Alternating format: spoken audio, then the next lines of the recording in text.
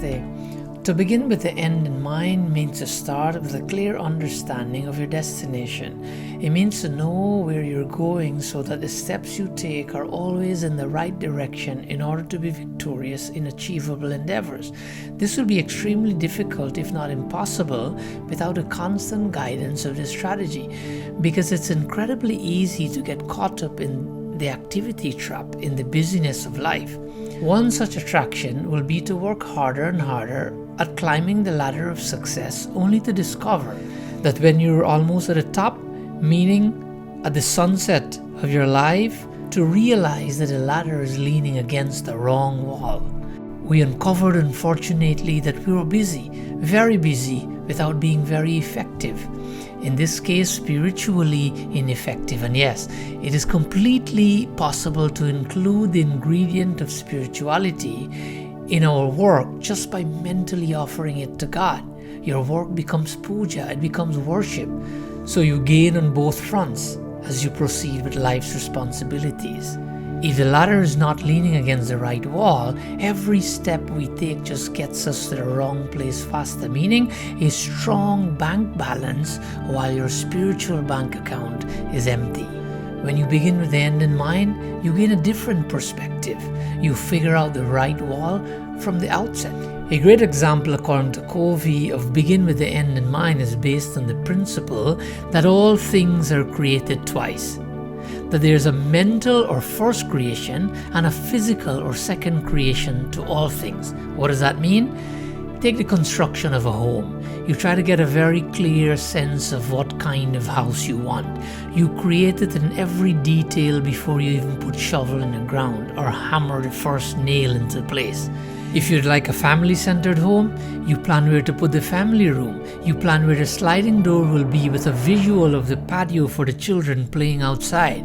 You work the ideas mentally until you get a clear image of what you want to build.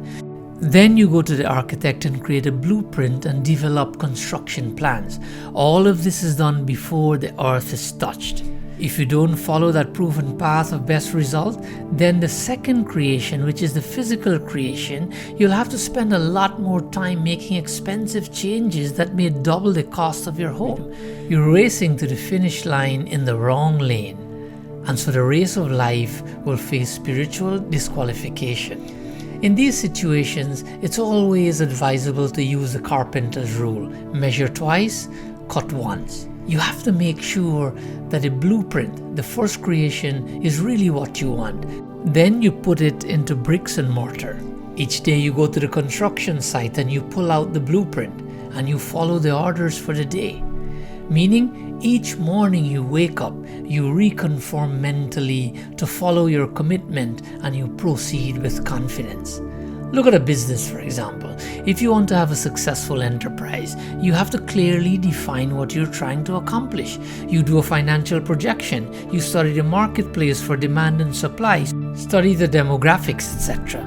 The same is true with parenting. If you want to raise responsible, self-disciplined children, you have to keep the end clearly in mind. What does the end mean?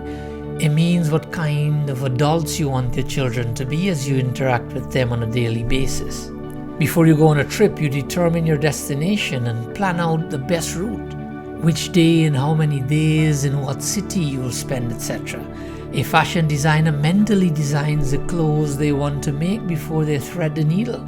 So we have seen that in many tasks, if we begin with the end in mind, it's a recipe for success. How about our success? Not intermittent success, not success in little battles and situations and events, not only in education, in material wealth, in politics, etc., but real success should be a successful life. Look, this topic is mainly based on Stephen Covey's book, The 7 Habits of Highly Effective People. Indra Nooyi, former CEO of PepsiCo, says that his book has influenced millions around the world to be their own best selves at work and at home, and it stands the test of time as one of the most important books of our time. Covey is also recognized as one of Time magazine's 25 most influential Americans. So the question you have by now is that How does this model afford us spiritual success within the framework of our material successes? And is this strategy recommended or have any correlation with Hindu philosophy? Begin with the end in mind's philosophical and spiritual relevance for harmonizing the heart with the head every morning upon rising to achieve a successful life is this. To be continued in our next video.